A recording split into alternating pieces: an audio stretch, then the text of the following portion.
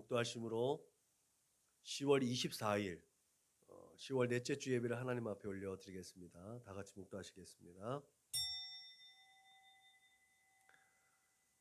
만일 내게로 돌아와 내 계명을 지켜 행하면 너희 쫓긴 자가 하늘 끝에 있을지라도 내가 거기서부터 그들을 모아 내 이름을 두려고 택한 곳에 돌아오게 하리라 하신 말씀을 이제 청하건대 기억하옵소서. 주여 구하오니 귀를 기울이사 종의 기도와 주의 이름을 경외하기를 기뻐하는 종들의 기도를 들으시고 오늘 종이 형통하여 이 사람 앞에서 은혜를 입게 하옵소서. 그때에 내가 왕의 술관원이 되었느니라. 아멘. 하나님 감사합니다. 오늘도 예수님의 핏값 주고 사신 우리를 기억하여 주심을 감사합니다. 하나님께서 우리를 기억하여 주셔서 그 한 사람 한 사람 발걸음을 이곳 예수님의 몸된 전에 불러주셔서 하나님 앞에 예배 올려드릴 수 있도록 인도하여 주사오니 우리의 예배를 받아 주옵소서. 오늘 드려질 예배 가운데 함께하여 주셔서 이 예배당이 진정 상전되어질 수 있도록 인도하여 주옵소서. 오늘도 함께하여 주시는 하나님의 은혜를 사모하며 예수님의 이름으로 기도드렸습니다. 아멘. 응답 찬송 부르시겠습니다.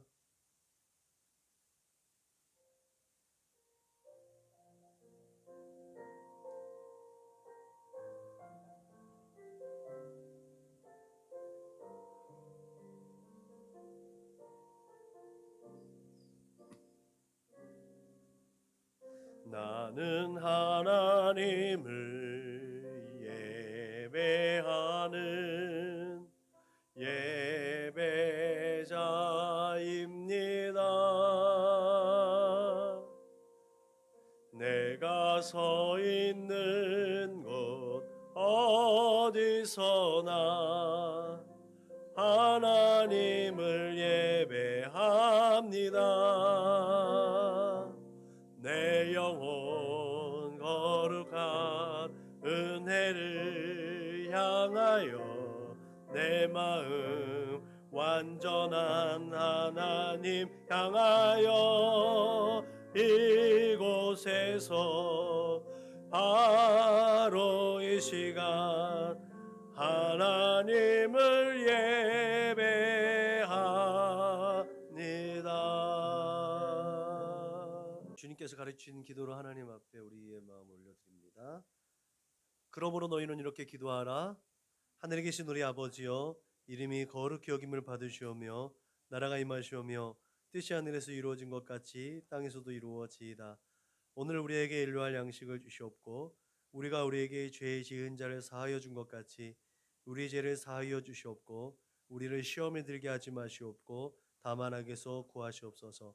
나라와 권세와 영광이 아버지께 영원히 있사옵나이다. 아멘. 너희가 사람의 잘못을 용서하면 너희 하늘 아버지께서도 너희 잘못을 용서하시려니와 너희가 사람의 잘못을 용서하지 아니하면 너희 아버지께서도 너희 잘못을 용서하지 아니하시리라. 아멘. 우리의 공동체 기도를 하나님 앞에 올려드리겠습니다. 나는 복음의 기수입니다. 나는 두려움과 낙심에 있는 자들을 위로하겠습니다. 우리는 약하고 소외된 이웃을 돌보는 책임 있는 교회가 되겠습니다. 우리는 성도로서 예배자의 거룩한 삶을 살겠습니다. 그렇게 우리는 주님의 영광을 드러내는 축복의 삶을 살겠습니다. 우리는 하나님의 얼굴을 구하는 성도가 되겠습니다. 그래서 이 나라와 민족이 모든 죄악된 것에서 돌이킬 수 있도록 하겠습니다. 우리는 우리 자녀와 성도들이 이단과 사이비에 미혹되지 않도록 관심과 사랑으로 붙들겠습니다. 예수님의 이름으로 기도합니다. 아멘. 382장 불러 하나님께 영광 올려드리겠습니다. 382장입니다. 찬송가 382장 불러 하나님께 영광 올려드리겠습니다.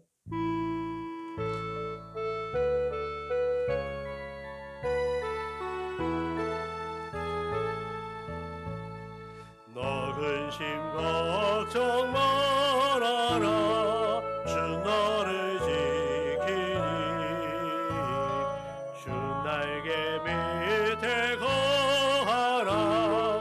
주 너를 지키니 주 너를 지키니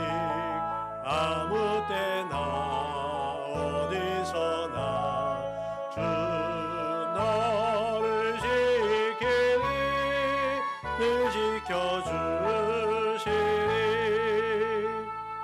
어려워 낙심될 때에 주 너를 지키니 위험한 일을 당할 때 주 너를 지키니 주 너를 지키니 아무 때나 어디서나 주 너를 지키니 늘 지켜주시니 못쓸 것 미리 아시고 주 너를 지키니 구하는 것을 주시며 주 너를 지키니 주 너를 지키니 아무 때나 어디서나 주 너를 지키니 늘 지켜주시니 어려운 시험 당해도 주 너를 지키니 구주의 품에 거하라 주 너를 지키니 주 너를 지키니 아무 때나 어디서나 주 너를 지키니 늘 지켜주시니 이 시간에 우리 한 주간을 돌아보며 하나님 앞에 참회의 기도를 올려드리겠습니다. 다 같이 기도하시겠습니다. 오 자비롭고 영원하신 아버지 하나님 감사합니다. 하나님 오늘도 우리에게 긍휼과 자비를 베풀어 주셔서 하나님의 거룩한 옷을 입게 하심을 감사합니다. 하나님의 거룩하신 옷을 입고 이 시간에도 주 예수 그리스도의 십자가 은혜를 힘입어서 하나님 앞에 나와 예배할 수 있게 하셨는데 하나님 그 은혜와 사랑을 깊이 감사하는 우리 사랑하는 믿음의 거룩한 권속들 다 될 수 있도록 주님 인도하시고 축복하여 주옵소서. 이 시간에도 하나님 앞에 간구하오니 내가 거룩하니 너희도 거룩하라 하신 그 말씀에 순종하여서 한 주간에 더럽고 추악한 모든 때 모든 찌꺼기 그 모든 것들을 다 벗어내고자 하나님 앞에 구합니다. 이 시간에 나의 연약함과 믿음 없음을 하나님 아시오니 그 모든 것들을 예수님의 거룩하신 보혈로 씻어주시고 깨끗하게 하여 주옵소서. 죄악을 쫓았던 나의 생각과 마음을 감찰하여 주셔서 예수님의 피로 정결하게 하여 주옵소서. 우리의 두 손과 두 발로 지은 모든 죄를 용서하여 주옵소서. 성령 하나님을 근심케 하였던 그 모든 것들을 주님 용서하여 주시고 모든 죄악 모든 허물 그 모든 죄를 성령의 물로 소멸하여 주셔서 온전히 하나님 앞에 진실한 예배가 올려드릴 수 있도록 주님 인도하여 주옵소서. 감사하며 걸어가신 예수님의 이름으로 기도드렸습니다. 아멘. 다같이 사도신경으로 신앙을 고백합니다. 나는 전능하신 아버지 하나님 천지의 창조주를 믿습니다. 나는 그의 유일하신 아들 우리 주 예수 그리스도를 믿습니다. 그는 성령으로 잉태되어 동정녀 마리아에게서 나시고 본디오 빌라도에게 고난을 받아 십자가에 못 박혀 죽으시고 장사된 지 사흘 만에 죽은 자 가운데서 다시 살아나셨으며 하늘에 오르시어 전능하신 아버지 하나님 우편에 앉아 계시다가 거기로부터 살아있는 자와 죽은 자를 심판하러 오십니다. 나는 성령을 믿으며 거룩한 공교회와 성도의 교제와 죄를 용서받는 것과 몸의 부활과 영생을 믿습니다. 아멘. 359장물로 하나님께 영광 올려드리겠습니다.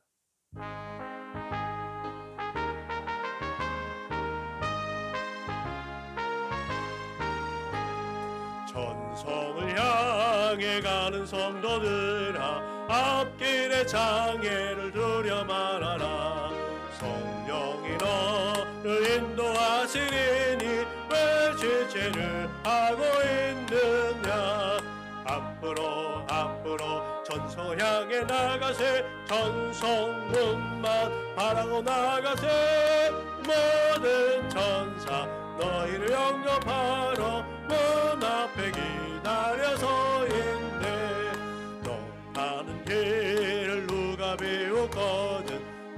확실한 증거를 보여주어라. 성령이 친히 감화하여 주사 그들도 잔기를 찾으리. 앞으로 전성을 향해 나가세. 전성문마 바로 나가세. 모든 천사 너희를 영접하러 문 앞에 기다려 서 있네. 너 가는 길을 모두 가기 전에 내 손에 든 검을 꽂지 말아라. 적막의 흉계 모두 깨뜨리고 끝까지 잘 싸워 이겨라. 앞으로 전성을 향해 나가세. 전성문만 바로 나가세. 모든 천사 너를 영접하러 문 앞에 기다려 서 있네. 아멘. 구약성경 느헤미야서 5장 14절로 19절 말씀입니다. 느헤미야서 5장 14절로 19절 말씀을 본문으로 해서 하나님을 경외함으로 라는 제목을 가지고 하나님 말씀을 함께 나누도록 하겠습니다. 아름다운 섬 제주, 세계 문화 유네스코에 등재되어져 있는 제주도. 제주도를 다른 말로 불려지는 이름 명칭이 있어요. 뭐라고 불려주는지 아세요? 응? 물병 이름도 있어요. 삼다도. 그리고 또 하나의 명칭이 있어요. 삼무도. 제주도라고 얘기할 때 제주도는 삼다도와 삼무도라고 그 닉네임이 있을 정도의 아주 독특한 우리나라의 아름다운 섬이에요. 삼다도라고 하면 바람과 돌과 여자가 많다는 뜻이잖아요. 그러니까 이거 되게 상식적인 거거든요. 제주도는 화산이 폭발한 섬이잖아요. 그러니까 화산이 폭발해서 생긴 섬이기 때문에 당연히 돌이 많아요. 네. 그리고 어떤 지도상으로 남부지방에서 바다 항구탱이에 있어서 이 기류들이라 이런 층이 되죠. 층이 겹쳐져 있는 그 지대에 있기 때문에 바람이 굉장히 무쌍합니다. 변화무쌍한 바람이 있는 지형을 가지고 있어요. 그러니까 바람도 많아요. 그런데 사람들이 생존하려면 이제 먹거리가 있어야 되잖아요. 기본적인 먹거리가 바다 생물이잖아요. 어업을 종사해야 되는데 배 타고 나간 남자들이 그런 세파에 못 이겨서 돌아오지 못하는 일들이 많은 거예요. 그러니까 당연히 성분 비율이 남자보다 여자가 많은 제주도예요. 이게 삼다도라고 하면 제주도에 굉장히 애환이 담겨져 있는 닉네임이에요. 삼무도는요, 그 애환을 그대로 담아내고 쓰라린 아픔이 있는 닉네임이기도 합니다. 왜요? 생활터전 자체가 워낙 척박하잖아요. 척박하니까 계속 남자들은 나가서 바다 가서 죽잖아요. 그러면 남자들이 바다에 내몰리지 않는 터전을 쌓아야 되니까 개간을 해야 되냐. 그 돌밭이라도 계속 개간을 해야 되는 거야. 열심히 일할 수밖에 없어요. 열심히 일할 수밖에 없으니까 당연히 제주도에는 거지가 없어요. 서로 정신없이 바쁘게 살아야 되니까. 그렇게 열심히 살다 보니까 거지가 없고 서로 열심히 살다 보니까 도둑도 없어. 도둑도 없으니까 집에 대문을 만들어 놓을 이유가 없는 거예요. 삼무도는 그래서 거지가 없어서, 도둑이 없어서, 대문이 없어서 그렇게 지어진 이름입니다. 삼무도, 야, 이 세 가지가 없는, 야, 정말 좋은 곳이네. 삼다도, 야, 이렇게 풍성한 곳에서 좋은 곳이네. 라는 것과는 완전히 다른, 정말 그들의 삶에 애환과 아픔이 있는, 처절한 고통이 있는 땅이 바로 제주도라는 것이죠. 우리가 아름다운 섬 제주, 우리의 힐링과 우리의 아름다움을 간직하기 위해서 가는 곳이지만 그곳 사람들의 그런 애환을 우리가 또 마음에 품고 그곳 역사를 또 깨달으면 우리 대한민국의 역사잖아요. 대한민국 역사 속에서도 굉장히 아픔을 간직하고 있는 땅이기도 하거든요. 그래서 제주도라고 하면 역사 속에 있는 제주도도 한 번 더 묵상하고 생각해 볼 수 있었으면 참 좋겠다는 생각이 듭니다. 왜 이야기를 했느냐? 오늘 나누는 니헤미야서에 있는 이들의 모습이 이래요. 지난주에 에스라서를 살펴봤잖아요. 그들이 그 포로지에서 돌아와 보니까 너무 그 고통스러운 모습들로만 보여지는 거죠. 포로기를 마치고 약속의 땅으로 돌아온 귀환 자들의 삶이 제주도 사람들의 모습과 얼비슷하다고 보면 될 것 같아요. 황무지 같은 곳이거든요. 비록 느헤미야가 왔을 때는 3차니까 1차, 2차 이 시간들이 거의 한 70년, 80년 지났을 때니까 어느 정도는 안정됐다라고 하지만 그 전에 왔던 사람들 완전히 황무지거든요. 완전히 폐허되어져 있는 곳에서 다시 그곳을 개간해야 됐던 그들의 삶의 모습들. 본문으로 들어가서 포로기를 마치고 귀환한 귀환자들의 형식적인 신앙심과 패배적이고 열등적인 사람들과는 달리 느헤미야는 그 모든 것들을 극복하는 인물로 우리에게 오늘 소개되어져 가고 있다는 거죠.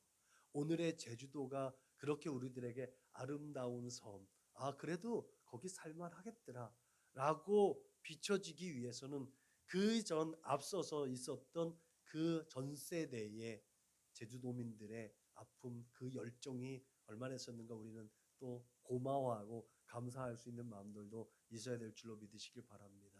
느헤미야가 그런 마음이 있었던 것 같아요. 우리가 오늘 한번 살펴보겠지만 그래서 그 앞에 있는 사람들, 그 지도자들과 같지 않게 어렵고 힘든 이 시기를 같이 마음을 힘쓰는 그런 느헤미야의 모습을 오늘 볼 수가 있는 줄로 믿으시길 바랍니다. 그는 하나님을 경외하는 자였습니다.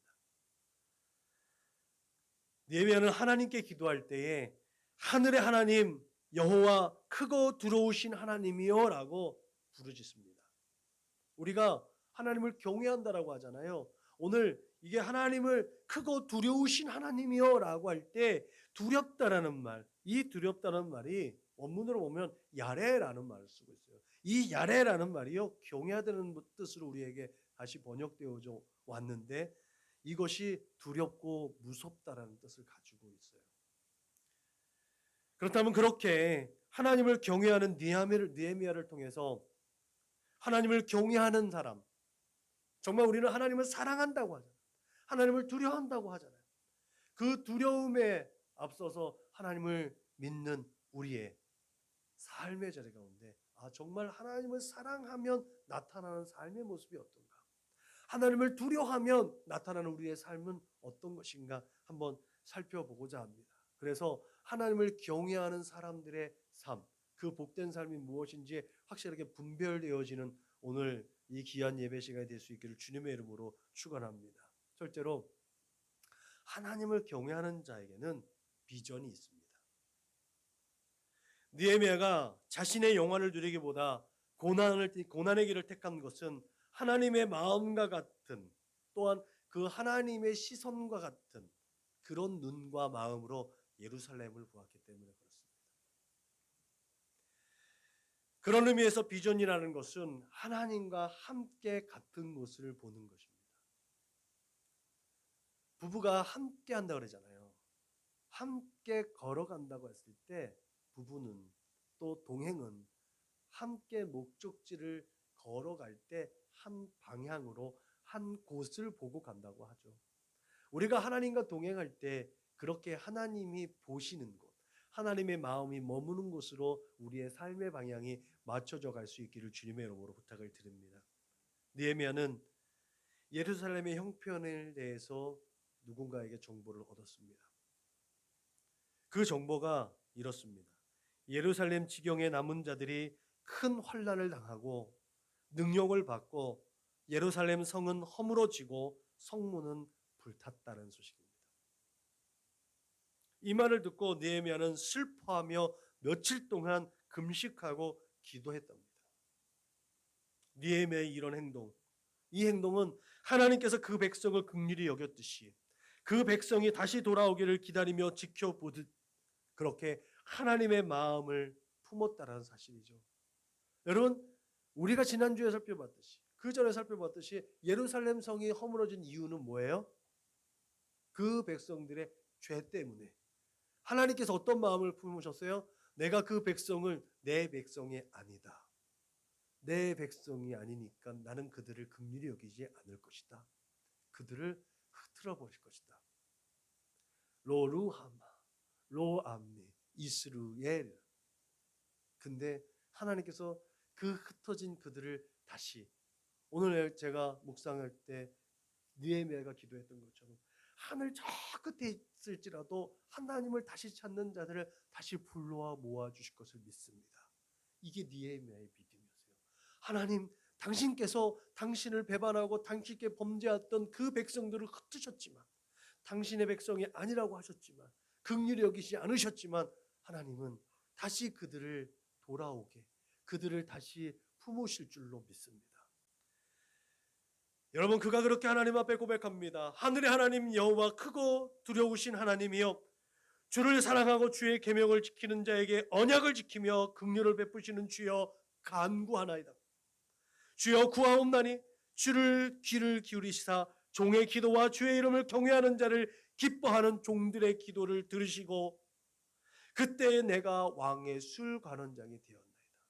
내가 술 관원장, 그 임금 앞에서 재상이 되어진 것도 하나님의 은혜. 하나님, 당신이 나를 기억하시고 당신이 나를 긍휼히 여기시고 나를 들어서 사용하시는 줄 내가 믿습니다. 하나님의 은혜가 아니면 내가 이 자리에 어떻게 왔겠어요? 하나님, 나를 불쌍히 여겼듯이 당신의 백성들을 불쌍히 여겨달라. 그렇게 기도하고 있는 줄로 믿으시기 바랍니다. 오늘 종이 형통하여 이 사람들 앞에서 은혜를 잊게 하옵소서. 이 느헤미야의 기도, 이 말씀의 결과가 2장에 나옵니다. 그가 왕의 술 맡은 관원장이었습니다. 근데 근심이 있었습니다. 그때 아닥사스다 왕이 그의 안색을 살폈습니다. 그리고 이유를 물어보죠. 야, 너 안색이 왜 이렇게 안 좋냐? 느헤미야가 솔직하게 그 모든 것을 다 고백하죠. 예루살렘에 가고 싶어요. 내 동족 그리고 내 하나님의 성전이 다 허물어졌대요. 그곳에 가고 싶어요.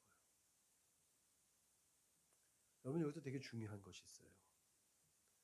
이 당시에 왕을 근심하게 하거나 왕의 기분이 좀 나쁘다, 왕의 기분을 언짢게 하면요, 거두절미하고 이런 그냥 바로 사형, 그냥 죽이는 거예요. 왜요? 아, 얘가 나에게 뭔가 안 좋은 생각을 하고 있구나, 불손한 생각을 하고 있구나.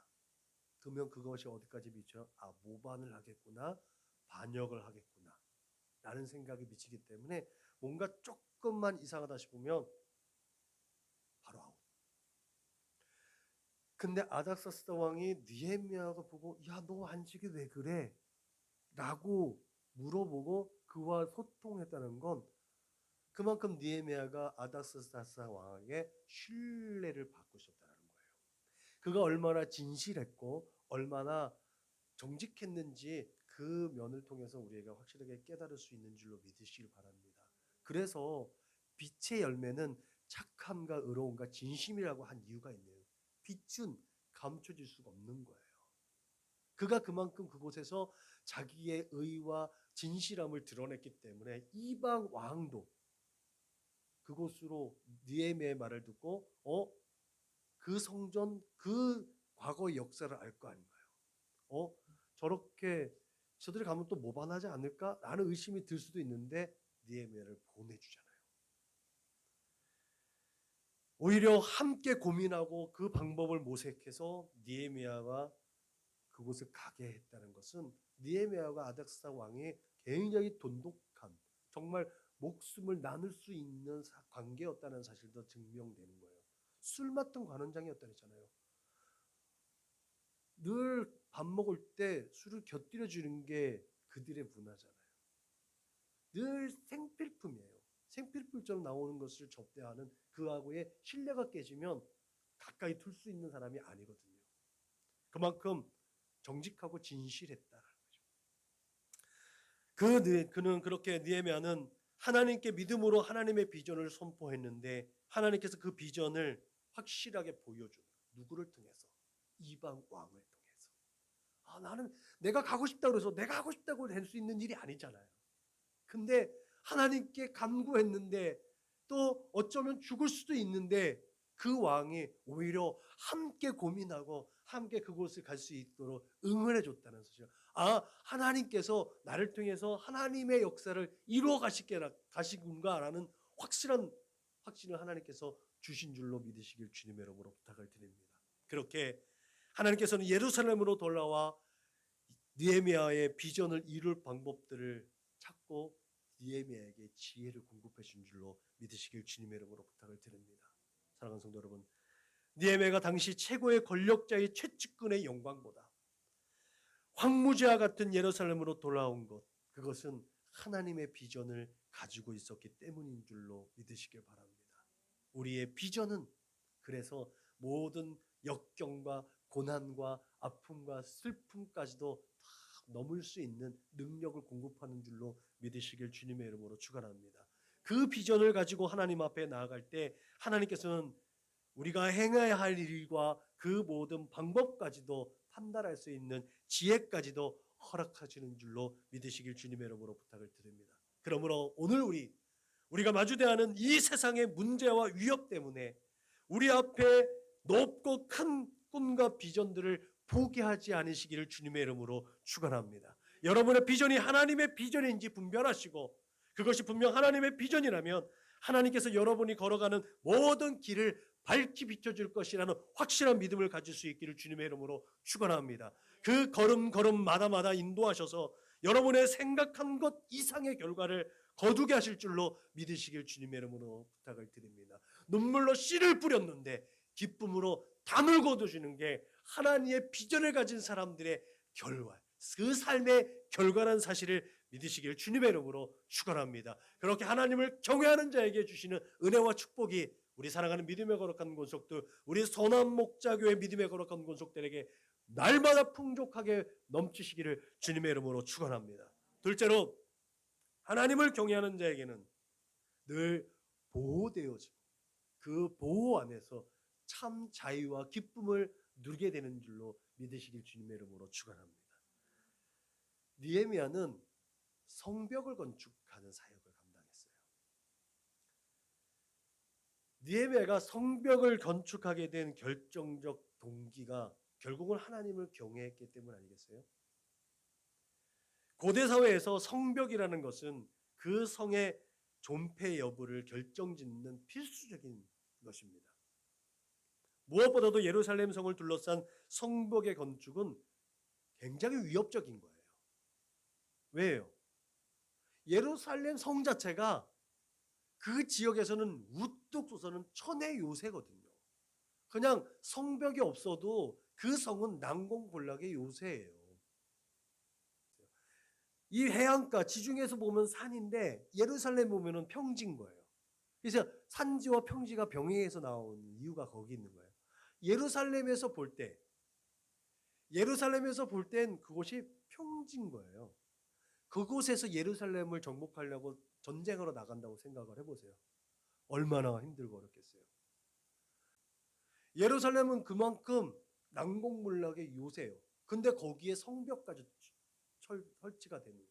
이러면 이 기존 그 왕 아닥사스당이라든지 이 페르시아 제국적인 입장에서 통치자의 입장에서는요, 여기가 또 반역하고 배반해서 공기하면 골칫덩어리가 되는 거예요. 그런데도 느헤미야를 통해서 성벽이 건축되어졌다는 건요, 우리에게 시사하는 바가 크다는 거죠. 다윗이 여부수 족속이 거주하던 이 성벽을 정복하려 할 때 그 사람들이 다윗에게 얘기해요. 내가 결코 이리로 들어오지 못하리라. 맹인과 다리 저는 자라도 너를 물리치리라. 아니 그들 생각에는 다윗이 이리로 들어오지 못하리라 말했는데요. 그만큼 이 성 자체가 난공불락에 정복되기가 쉽지 않은 성이라는 것들을 여부수 족속이 자부심을 가지고 있었던 것이거든요. 그래서 딱 예루살렘은 그래서 역사적으로 딱 2번밖에 정복이 안 돼요. 그만큼 힘든 곳이에요. 그 성이 보호되면 그 거주하는 사람들은 평안을 누리게 되는 겁니다. 이 성벽은요. 그래서 오픈되어져 있는 것보다 그 성 안에 있는 백성들을 위한 보호 장치가 되는 거예요. 아무리 이 성이 난공불락에 요새를 할지라도 오픈되어져 있으면 불안하잖아요. 그러니까 이 성벽은요. 그 안에 거주하는 사람들에게 주는 자유와 평안인 줄로 믿으시길 바랍니다. 그래서 여러분 보호와 자유라는 것이 어쩌면 서로 상반되고 서로 충돌되는 것처럼 보이잖아요. 보호라는 건 어떤 규정이 마련되어져 있는 거예요. 어떤 틀이 세워지는 거잖아요. 계속 우리를 제한시키고 우리를 계속해서 끊임없이 규범하는데 어떻게 자유할 수 있어? 라고 얘기할 수 있지만 여러분 생각해 보면 진정한 자유를 누리기 위해서는 일정한 규정과 틀이 제공되어야 된다는 측면에서 보호와 자유는 밀접한 관계를 가지고 있음을 믿으시길 바랍니다. 성벽을 세운 후에 느헤미야가 이렇게 말합니다. 이것이 바로 우리 하나님께서 이루신 역사다. 그리고 이것을 깨닫는 대적자들이 뭐라 그래요? 두렵다. 참으로 두렵다. 그래서 이들의 상태가 어떠냐? 낙담하게 됐다는 거예요. 예루살렘에 그냥 예루살렘이 있을 때는 언제든지 와서 업신여기고 까불을 수 있었어. 사마리아 사람들, 그 주변의 사람들은 예루살렘 오픈되어져 있으니까 언제든지 우리가 마음 먹으면 한 번 무너졌던 성인데 안 무너질 수 있겠어? 라고 하는데 성벽이 둘러치니까 그제서야 두려움을 느꼈다는 거예요. 외부의 적들에게는 두려움을 주고 내부의 우리의 백성들은 그 안에 성에 있는 사람들에게는 자유와 평안을 주는 것. 그게 성벽이 주는 의미입니다. 여러분 이것이 하나님께서 다윗과의 약속을 지키신 것으로 우리에게 증언돼 주고 있는 거예요. 하나님께서 하나님의 약속에 있는 자들에게 언제나 자유와 평안을 주신다는 사실을 기억하시길 주님의 이름으로 부탁을 드립니다. 오늘 우리가 살펴본 것처럼 예루살렘 성전을 둘러싼 그런 성벽이 완공된 후에 비로소 성전은 완벽해졌다는 거예요. 하나님을 예배하는 곳, 하나님을 예배할 때 기쁨과 감사와 평안으로 자유스럽게 자발적으로 자원해서 하나님 앞에 예배할 수 있는 공간이 마련되어졌다는 사실입니다. 우리는 지금 예수 그리스도의 거룩하신 보혈로 하나님께서 거하시는 성전 되어진 줄로 믿으시길 주님의 이름으로 부탁을 드립니다. 이 성전만 덩그러니 있을 때는 끊임없이 외부의 적들에게 노출되어지는 거예요. 그럼 우리에게 있어서 성벽은 뭐예요? 우리에게 있어서 성벽은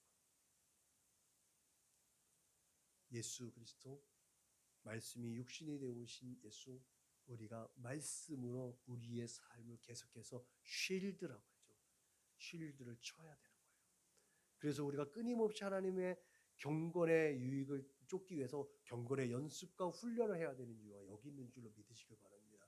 끊임없이 원수마귀 사단은 우리를 넘어뜨리려고 유혹하고 미혹하고 현혹하고 때로는 강하게 도전해 오는 거예요. 그때 성령의 검, 그 말씀으로 그들을 물리칠 수 있어야 돼요. 그게 말씀의 위력인 거예요. 그 말씀이 우리를 모든 이단과 사이비의 사수를 막아내고 불화살과 같은 원수마귀 사단의 수많은 권모 술수를 이길 수 있도록 보호하시는 줄로 믿으시길 주님의 이름으로 축원합니다. 이렇게 혼란스럽고 어지러운 이 시대에 하나님께 끊임없이 어그러지고 거스르게 하는 그 세대 가운데서 늘 이기는 자들이 될 수 있기를 주님의 이름으로 축원합니다. 셋째로 하나님을 경외하는 자는 자신의 유익과 자신의 권리를 주장하지 않는다는 거죠. 총독의 녹이라는 것은 총독의 생활비예요. 그뿐만 아니라 그때 함께 총독의 일을 보던, 여기에 나오는 건 그 뭐라 그래, 종자들이라고 하잖아요. 자기 부하들이에요. 자기를 이제 수종하는 하인들도 되겠죠. 그들의 모든 것들도 다 공급하지 않았다는 거예요. 몇 년 동안? 12년 동안. 12년 동안 공급하지 않았다는 거예요. 분명히 먹고 살았어요. 느헤미야가 먹고 살았어요. 총독의 생활비를 받지 않았습니다. 당시 총독과 같은 관리자들은 제국 내의 백성들에게 세금을 걷어들였고 그 세금 가지고 자기의 생활을 넉넉하게 지향해 왔어요. 앞에 분명하게 했어요. 느헤미야가 나보다 먼저 있었던 그 총독들 그리고 그 종자들은 다 했는데 어떻게 표현했냐면, 그들은 그 앞서 있었던 총독이나 다른 종자들은 백성들에게 세금이나 이런 것들을 강탈했다는 거예요. 빼앗았다고 했어요. 이건 기본적인 규정되어 있던 것을 넘어섰다는 거예요. 강탈했다는 거예요. 탐관오리였다는 거예요. 그래서 그런데 자기는 그렇게 하지 않았다는 거지. 느헤미야가 총독의 녹을 받지 않았다는 것, 그것은 하나님을 경외했기 때문입니다. 하나님을 경외했기 때문에 12년 동안 자기가 정당하게 일해서 벌을 수 있는 자기의 소득도 받지 않았다는 거예요. 자기의 그 권리, 자기가 누릴 수 있는 유익, 이것을 다 포기했다는 거예요. 내가 일하기 위해서, 생명을 부지하기 위해서 내가 나라에서 주는 것, 여기에서 먹고 살 기본적인 생활의 것들 외에는 내가 그 이상의 것을 추구하지 않겠다는 거죠. 그렇게 12년 동안 해왔다는 거예요. 나만? 아니, 나를 따르는 내 모든 수하들도 다 그렇게.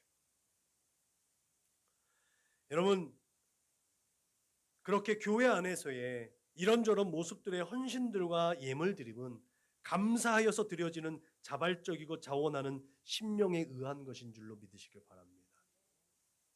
그 자발적이고 자원해서 드려지는 심령이 무엇이 그 중심에 있어야 되는지 오늘 분명하게 이야기하고 있죠. 그게 무엇이다?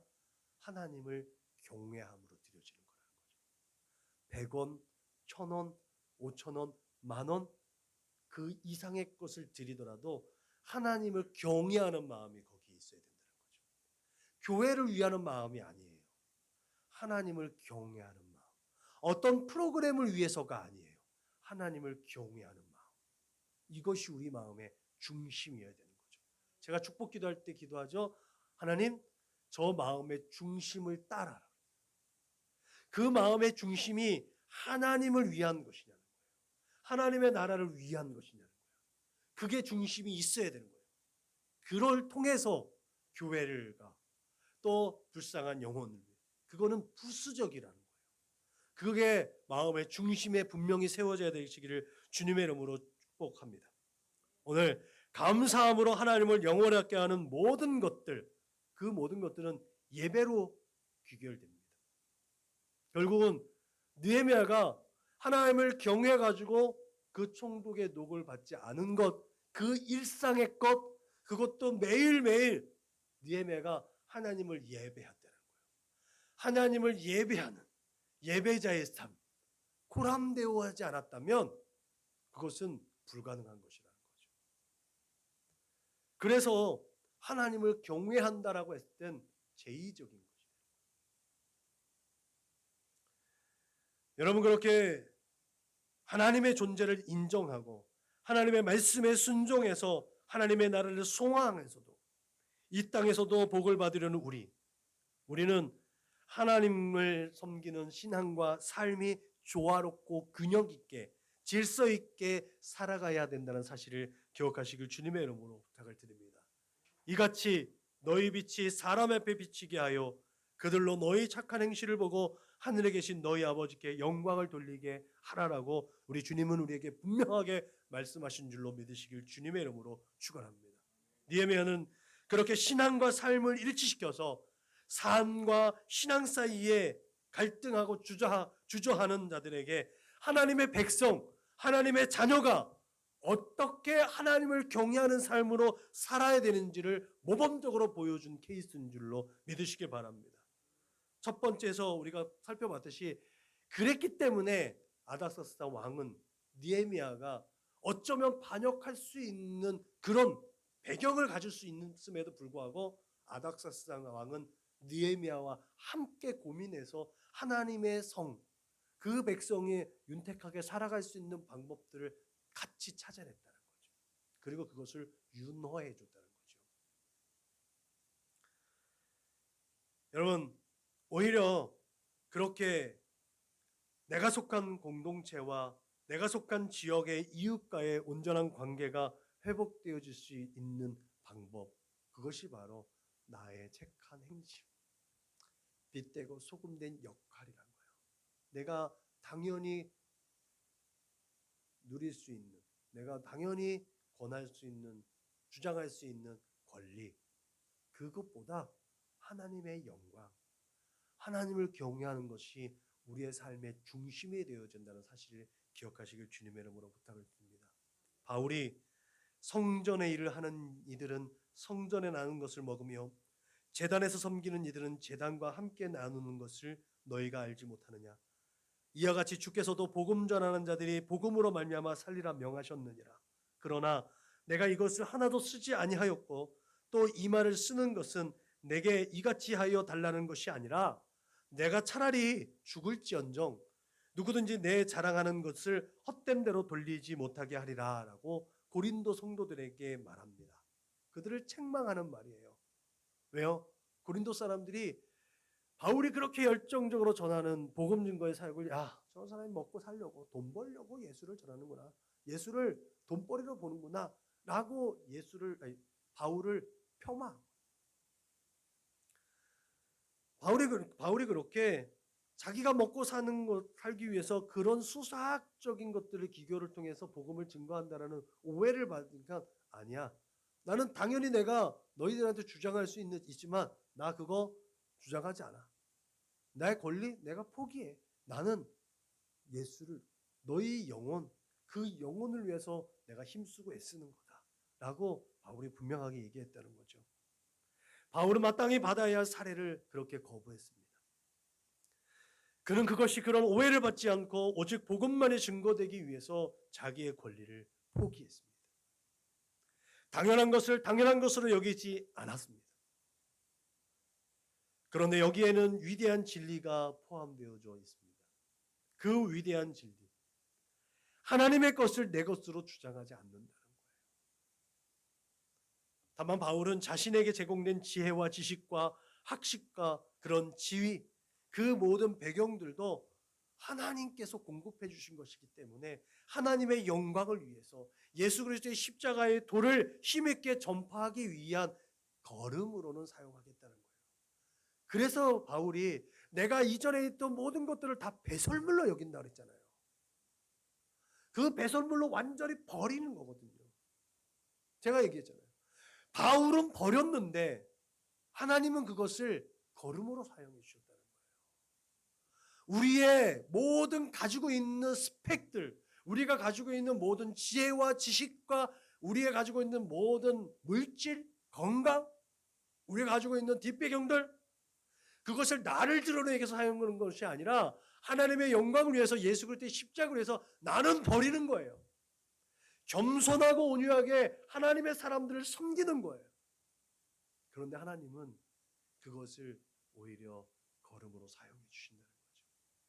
바울이 버렸던 로마 시민권, 바울이 버렸던 그의 모든 지식과 그의 모든 지혜, 바울이 가지고 있었던 그 모든 스펙들, 하나님이 그를 사용해 주셨다는 거죠. 여러분, 우리가 살아가는 세상 가운데 오해와 질투와 근심과 염려의 문제는 거의 대부분 본전 생각 때문에 일어나는 일들입니다. 내가 너한테, 내가 쟤한테, 내가 어떻게 했는데 저것들이 나한테 이럴 수 있어. 여러분, 이런 분한 마음들이 결국은 본인이 해주면 내가 give and take라고 하잖아요. take and give라고 하잖아요. 이것 때문에 내가 준 만큼 받으려는 마음, 그런 마음들이 우리에게 있다는 거죠. 그런 마음들이 그런 형태로 드러나는 겁니다. 이런 본전 생각은요, 부부간에, 형제 자식 간에, 부모 자식 간에, 직장 동료들 간에 모든 관계에 적용되는 문제들이에요. 근데 이걸 알아야 돼요. 우리가 하나를 잃잖아요. 하나를 잃으면 하나를 얻는 데 만족하지 않는 게 인생입니다. 하나를 잃으면 두 개를 얻으려고 그래요. 그게 보상심리라고 해요. 내가 잃어봤으니까 나중에 하나를 잃어버릴 때라도 이거를 커버할 수 있는 하나가 더 있어야 되는 거예요. 이게 끊임없이 어둠의 영들이 우리의 마음을 두드리는 유혹입니다. 그래서 인생은 하나를 잃어버렸을 때 두 개를 해요. 이게 도박이죠. 어둠의 영들은요, 우리를 그렇게 끊임없이 어둠 길로 이끌어 갑니다. 우린 잘 모르죠. 이게 죄의 경향성이라죠. 죄악된 인생의 본성이에요. 그렇기 때문에 인생의 본전 생각을 갖는 그 생각 자체가 악한 것이죠. 만약에 하나님께서 우리에게 본전 생각이 난다면 어떻겠습니까? 끔찍하죠. 제가 얼마 전에 어떤 얘기를 한번 한 적이 있죠. 우리가 매일 어떡하지 하다가 하나님이 제시한 길을 잃어버리면 나중에 하나님 앞에 가서 우리는 어떻게 했는데 하나님께서 똑같이 우리에게 야 어떡하냐 라고 하면 우리 할 말이 없다는 거죠. 우리 인생이 그렇습니다. 그런 우리가 그런 본전 생각 때문에 형제를 미워하고 시기하고 내 유익과 만족을 도모하기 위해서 형제를 공경에 처하게 된다면 예수님 비유에 있는 것처럼 10,000달란트를 탕감받은 사람이 100달이온 빚진 자한테 가가지고 그를 옥에 가두는 사람과 차이가 없다라는 거예요. 우리는 이미 많은 것을 탕감받은 사람이라는 거죠. 은혜를 입은 자들이라고 했잖아요. 그 무엇으로도 비교할 수 없는 말로 어떤 것으로도 말로 형용할 수 없는 은혜를 입은 자라며요. 우리가 늘 그렇게 고백하죠. 나는 그렇게 하나님의 은혜를 입은 자라고 얘기하는데 우리는 끊임없이 내가 뺏긴 것, 나한테 손실이 있는 것들을 보상받으려고 하는 것들 때문에 우리는 끊임없이 고민하고 근심하고 염려하고 낙심하고 절망한다는 거죠. 그러므로 사랑하는 성도 여러분, 우리의 삶이 하나님의 자녀요 백성이라는 자부심을 가질 수 있기를 주님의 이름으로 부탁을 드립니다. 우리가 좀 더 차원 높은 수준 높은 삶을 지향해야 될 줄로 믿으시길 바랍니다. 이게 하나님을 경외하는 사람들의 삶의 방법이라는 거예요. 언제 어디서나 세상의 기준이 아니라 하나님 나라의 기준, 하나님의 마음으로 적용하고 생각하고 판단할 수 있는 삶, 이게 하나님 나라의 기준이잖아요. 하나님께서 보시면 뭐라고 하실까? 야, 좀 불쌍히 여겨라. 우리가 하나님의 성품의 옷을 입는다고 하잖아요. 긍휼과 자비의 옷. 우리 안에 긍휼의 옷이 입혀지지 않으면, 자비의 옷이 입혀지지 않으면 그러면 본전 생각나는 거예요. 겸손과 온유한 마음의 옷을 입지 않으면 끊임없이 교만하고 오만하고 자만해지는 거예요. 절제의 영이 없으면요 늘 끊임없이 넘치게 되세요. 화가 넘치고요 노가 넘치는 거예요. 우리의 분수가 넘치는 거예요. 사랑하는 여러분, 조금 손해보면 어떻습니까? 손해보지 않으려고 받은 거에다가 죄짓고 영생의 복을 잊는 것보다 조금 손해보는 것이 축복인 줄로 믿으시기 바랍니다. 그래서 하나님께서 원수 갚는 것이 내게 있다라고 얘기한 거예요. 야, 너가 원수 갚으려다가 너가 죄지어서 나한테 죄인 되지 말고 원수 갚는 것은 내가 할 테니까 너희는 사랑만 해. 서로 사랑해. 라고 하신 것이 주님께서 우리에게 명령하신 기쁘신 뜻이라는 사실을 믿으시길 주님의 이름으로 축원합니다. 결론적으로 여러분, 하나님을 경외한 한 사람의 비전과 순종과 이 권리 포기로 인해서 위대한 하나님의 나라가 세워지는 줄로 믿으시길 주님의 이름으로 축원합니다. 그 한 사람의 모범적인 삶을 통해서 개혁이 이루어지는 거예요. 그 한 사람이 느헤미야, 아니 우리에게도 주어졌다는 거죠. 목회자만 양무리의 모범이 되는지 않는 거예요. 베드로는 우리에게 양무리의 모범이 되라고 말씀하셨잖아요. 지도자, 우린 세상 가운데 하나님의 자녀요, 하나님의 거룩한 백성이라는 모델 되어진 자예요. 로시, 머리가 된 존재예요. 머리가 된 존재는 모범이 돼야 되는 거예요. 그런 삶을 살아가야 할 사명이 우리에게 있는 줄로 믿으시길 주님의 이름으로 부탁을 드립니다. 이 시대를 이끌어갈 모든 이에게 주어진 이 시대적 사명을 감당하는, 그래서 양무리의 모범이 되어지는 우리 사랑하는 믿음의 거룩한 권속들이 다 되실 길을 주님의 이름으로 축원합니다. 여러분, 그렇게 우리가 느헤미야도 총독의 자리라는 권력의 핵심 자리에 있었지만 수많은 고난과 역경을 겪었고, 그러나 그런 고난과 역경이 그를 넘어뜨릴 수 없었고, 하나님을 경외하는 그 믿음을 통해서 그가 결국은 칭송받는 자가 되었듯이, 내가 반드시 너에게 복주고 복주며 너를 번성하게 하고 번성하게 하시겠다는 이 귀한 약속을 붙들고 우리 앞에 펼쳐진 모든 문제와 시험과 고난과 역경을 이겨냈습니다.